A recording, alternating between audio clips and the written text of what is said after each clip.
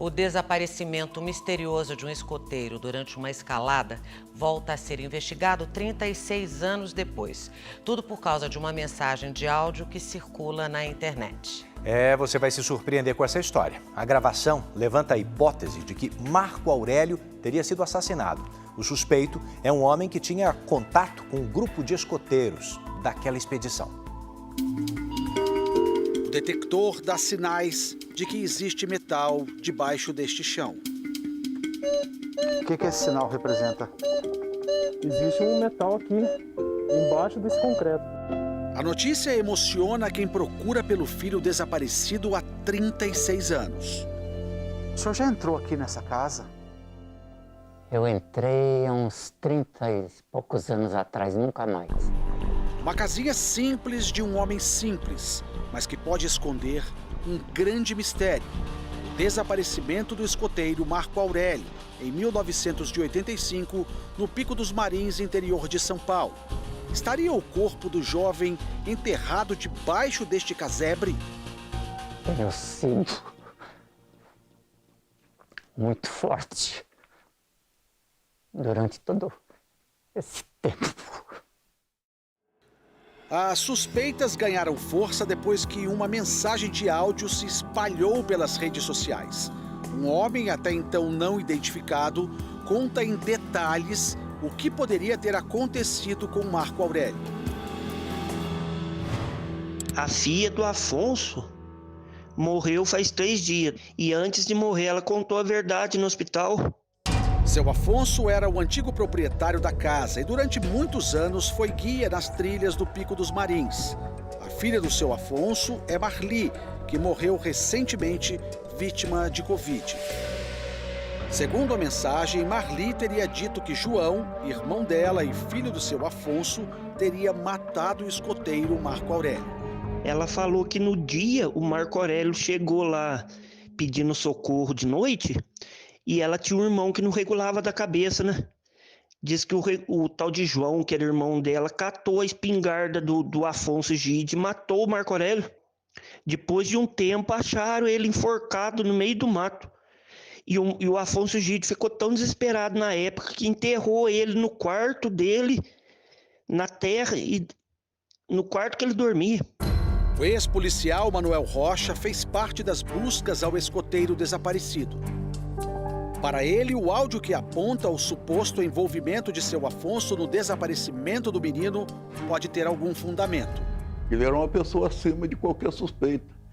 Quem queria suspeitar que o Marco Aurélio teria sido morto e sepultado e enterrado debaixo da cama dele, eu acho que há fundamento. Tem que se investigar isso? Eu acredito que sim. Toda hipótese tem que ser investigado, né? O escoteiro Marco Aurélio era gêmeo idêntico de Marco Antônio. Eles nasceram prematuros e passaram 3 meses na UTI pediátrica. Nós dizíamos que eu era a razão e ele era a emoção. Nós nos completávamos. A escalada seria o momento mais importante da vida do Marco Aurélio. Ele se tornaria um escoteiro sênior. A mãe, Dona Nelma, que morreu em 2015, contou em uma entrevista ao Domingo Espetacular como o menino estava empolgado com a expedição.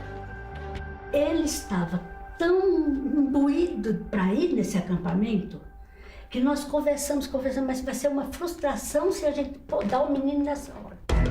O Pico dos Marins tem 2.420 metros. É o segundo ponto mais alto de São Paulo e fica na Serra da Mantiqueira, bem na divisa com Minas Gerais. Além de Marco Aurélio, participaram da escalada o líder do grupo, Juan Bernabeu, e os adolescentes Ricardo, Osvaldo e Ramatiz, todos com 15 anos. O acampamento foi montado ao lado da casa do seu Afonso.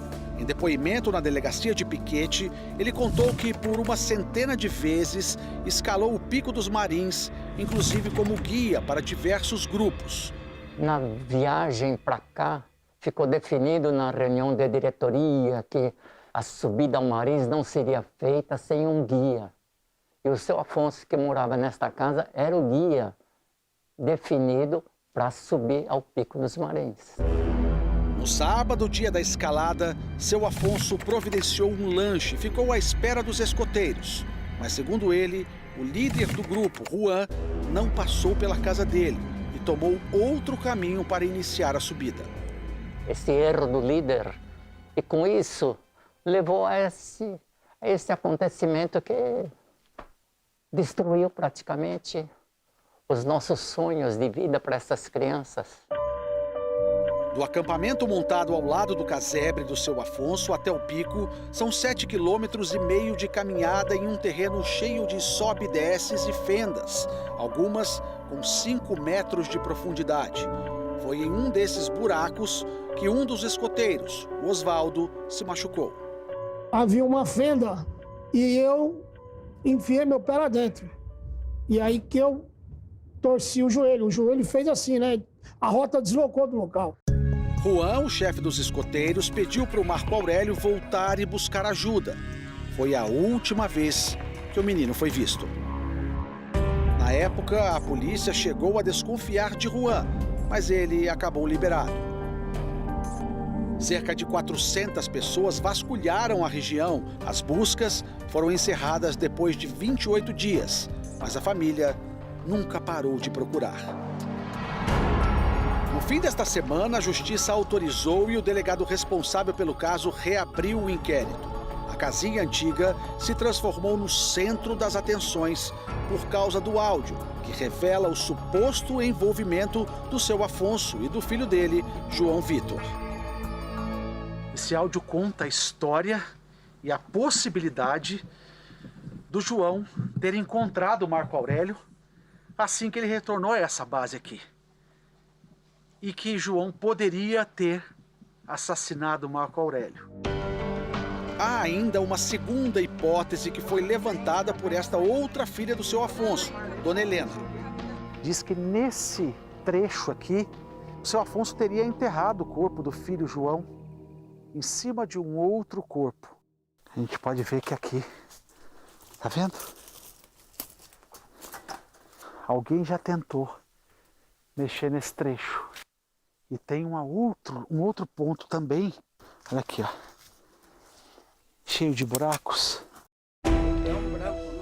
Fomos atrás de Dona Helena. Ela ainda está muito abalada com a morte da irmã Marli. A senhora acha que a Marli teria dito, porque a conversa é que ela teria falado para alguém no hospital, que ela não podia levar esse segredo e que ela precisava dizer? Ah, isso que aí foi eles lá para dizer a verdade, né? Hã? Porque eu não consegui visitar ela com vida. Eu Mas não a Marli, consegui. a senhora sabe se ela sabia de alguma coisa? Ah, eu creio que não. Se ela soubesse, ela contava para mim. A polícia já tem a foto e o nome da pessoa que teria gravado o áudio, mas mantém sob sigilo. E o Afonso Gide ficou tão desesperado na época que enterrou ele no quarto dele, na terra, e no quarto que ele dormia. Mas a senhora acha que tem algum fundamento essa história de que o corpo do Marco Aurélio estaria debaixo do chão da casa do seu Afonso? Não tem. Isso aí é fora de cogitação, não tem lógica. Então, por qual motivo Dona Helena teria cavado a terra perto da casa do seu Afonso há 2 anos? Ela disse que ficou desconfiada. A senhora não achou nada? Nada. Mas a senhora acredita que o seu Afonso poderia fazer isso, o pai da senhora? Olha, sinceramente eu não sei, porque meu irmão desapareceu também. Meu irmão desapareceu, ninguém sabe onde foi. Meu pai não gostava dele, não. Entendi, Dona Helena. Meu pai era bem bravo com ele, sabe? Marlene, também filha de seu Afonso, contesta as acusações. Deu ossada nenhuma, porque lá é a irmã minha que tá louca da cabeça, essa humor Venceslau. Pôs isso na cabeça lá e na família nenhum não sabe nada disso, não concorda com ela com essa loucura. Olha, o que estava procurando lá? Estava procurando a coisa de loucura dela, que estava o Marco Aurélio e meu irmão enterrado tudo junto. Mas não tinha nada, não achou nada. Enquanto seu Ivo procura pelo filho Marco Aurélio, Marlene e Helena procuram pelo irmão, João Vitor, que sumiu 4 anos após o desaparecimento do escoteiro. Tomara a Deus que encontre ele vivo, que daí cabe um pouco dessa bagunça aqui. Marco Aurélio usava o uniforme de escoteiro quando desapareceu. O cinto, o chapéu de escoteiro e a medalha na camisa contêm partes de metal. 2 dias depois da nossa primeira visita, nossa equipe retorna até a casinha que foi do seu Afonso. Zé Eduardo, ele tem um detector de metais, é isso? Isso, exato. E esse seu detector, ele pega até que profundidade? Dependendo do tamanho do metal, até 1 metro ele consegue pegar. No áudio, a pessoa diz que Marco Aurélio teria sido enterrado debaixo da cama de seu Afonso.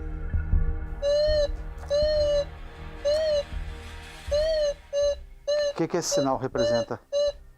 Existe um metal aqui, embaixo desse concreto aqui. E o sinal parece estar mais forte, é isso? Está mais forte bem aqui, ó. Bem debaixo de onde ficava aqui aumentou o sinal. Ó, a antiga cama do seu Afonso. Seguimos procurando mais sinais. Você tem 2 partes com esse sinal muito forte. Lá embaixo, onde ele passa agora, e um pouco mais para cá. Aqui já sumiu, ó. Um pouco. Dos tijolos aí, só para vocês entenderem, a cama passava para esse lado. Não tinha essa parte de madeira. O que você pode falar de tudo que você viu do lado de lá e desse lado? Que deve existir algum metal antigo, né, dessa época mesmo. Tá nesse local, mas pode ser um metal não ferroso, pode ser um cobre. Agora, é um trabalho que diz respeito somente à polícia. O senhor chegou a conhecer o seu Afonso? Uma vez, eu falei com ele. Eu vim aqui uma vez, aí conversei com ele aqui, assim. Traz uma sensação diferente para o senhor depois de tudo isso? O senhor entrar nessa casa mais de 30 anos depois? E como não compreender o sentimento desse pai? Mas, para mim, é tudo uma surpresa que está acontecendo. De repente, em 20 dias, mudou toda a minha vida novamente. Com essas informações. Não? Porque eu não sei se eu estou pronto, se eu não estou pronto. Eu estou perdido. Também pedimos que José Eduardo utilizasse o detector de metais onde as irmãs Marlene e Helena cavaram. O detector também confirmou a presença de metais naquele ponto. O delegado Fábio Cabete, responsável pelo caso, já iniciou os trabalhos e pediu serenidade para que as coisas sejam feitas sem pressa e com cautela. Fazer diligências aqui nessa casa, nesse outro terreno, viu? Tá bom. Isso aí, com certeza faria. Mas eu quero fazer junto, para e passo com a polícia científica. Será que agora esse mistério, que já dura 36 anos, terá um fim? O senhor não sabe se o senhor quer ou não encontrar... Não sei. Alguma coisa. Não sei. Eu não estou querendo acreditar, Michael, que isso vai ser verdade. O senhor não quer acreditar nisso? Quero.